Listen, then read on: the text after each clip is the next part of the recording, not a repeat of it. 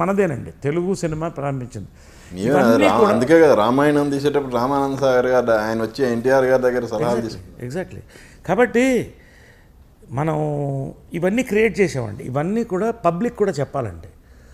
దీన్ని తీసుకునే ఈ యొక్క నేను చెప్పినటువంటి ఈ యొక్క సినిమా గారు అనేది నేను స్టార్ట్ చేసి I wanted to remain for in future for generations to come.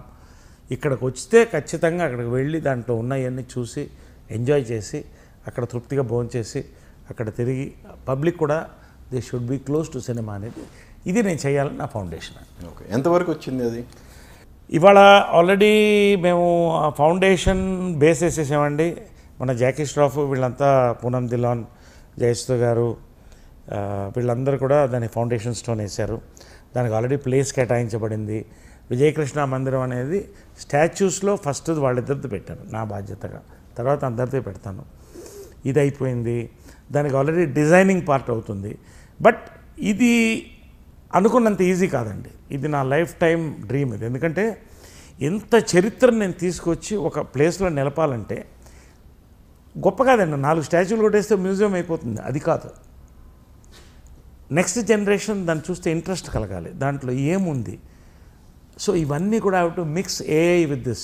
ఇవన్నీ తీసుకుని ఆల్రెడీ జరిగిపోతుంది, వర్క్ జరుగుతుంది. సో దానికి కావాల్సిన బిల్డింగ్ కూడా ఆల్రెడీ క్రియేట్ అయి ఉంది. సో దానికి కావాల్సిన ఇన్ఫ్రాస్ట్రక్చర్ లోపల ఏమేమి కావాలనే దాని మీద వర్క్ చేసుకుంటూ we're collecting lot of artefacts. అప్పటి ఆర్టిఫాక్ట్స్ కొన్ని ఆడియో విజువల్ మ్యూజియం ఒకటి చేయాలి. ఇవి కలెక్షన్ కూడా అవుతున్నాయి.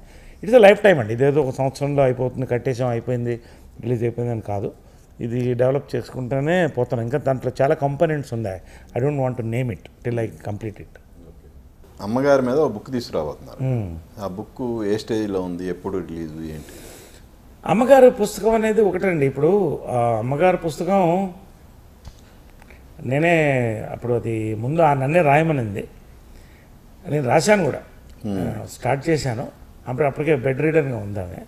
కాకపోతే ఆమె ఒకటి ఏమనిందంటే ఒక్క అబద్ధం కూడా చెప్పకుండా రాయాలి అని అడిగింది. సో పాసిబిలిటీ అది ఇట్ ఈజ్ పాసిబుల్ అండి. అది చెప్పే విధంగా చెప్పాలి. అందుకనే అది ఆగింది, అక్కడే ఆగింది. కానీ ఖచ్చితంగా ఆమె జీవిత చరిత్ర కూడా సినిమా చేయాలనేది నా మైండ్లో ఉంది. ఎవరన్నా ప్రొడ్యూసర్స్ ముందుకు వచ్చినా నాతో కంబైన్ అయినా ఇట్ విల్ బి ఫాసిటెడ్ పర్సనాలిటీ. ఆమె పర్సనల్ లైఫ్ కానీ ఆమె రియల్ లైఫ్ కానీ రియల్ లైఫ్ కానీ ఇవన్నీ కూడా ఇట్స్ అ బిగ్. ఇవన్నీ నా లైఫ్లో తీసుకున్నాను అండి. ఇప్పుడు ప్రస్తుతం ఏంటంటే ఈ సంవత్సరం ఏంటంటే అనౌన్స్ చేసింది నేను మొన్న బర్త్డేకి జంజాల గారి మీద పుస్తకం తయారైపోయిందండి. ఆయన సంచిక, వజ్రోత్సవ సంచిక. సో ఫస్ట్ గురువుకి నా ఈ సంవత్సరం ఫినిష్ చేసుకుని నెక్స్ట్ అమ్మగారిని మొదలెడతాను. ఓకే. సో ఇప్పుడు మమ్మీ ఆర్టిస్టే కాదు, డైరెక్టరు, ప్రొడ్యూసర్ అని. సో మీరు ఇప్పుడు ఫుల్ ఫ్లెడ్జ్డ్ ఆర్టిస్ట్గా మిమ్మల్ని నిరూపించుకున్నారు. సో నెక్స్ట్ స్టేజ్ ఏంటి? ఒకటండి, నాకు అర్థమైంది ఏంటంటే ప్రతి మనిషి ఒకదానికోసం పుడతాడు.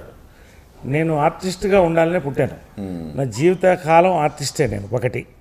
రెండోది నా ప్రొడక్షన్ ఆల్రెడీ చేసాం, మళ్ళీ చేసాం. మంచి కథల కోసం వెతుకుతున్నాం. ఖచ్చితంగా వస్తే మా ప్రొడక్షన్ కంటిన్యూ అవుతుంది. దానికి కావాల్సిన స్టూడియో ఇన్ఫ్రాస్ట్రక్చర్ ఏర్పాటు చేసాం, ఇంక్లూడింగ్ పోస్ట్ ప్రొడక్షన్తో సహా.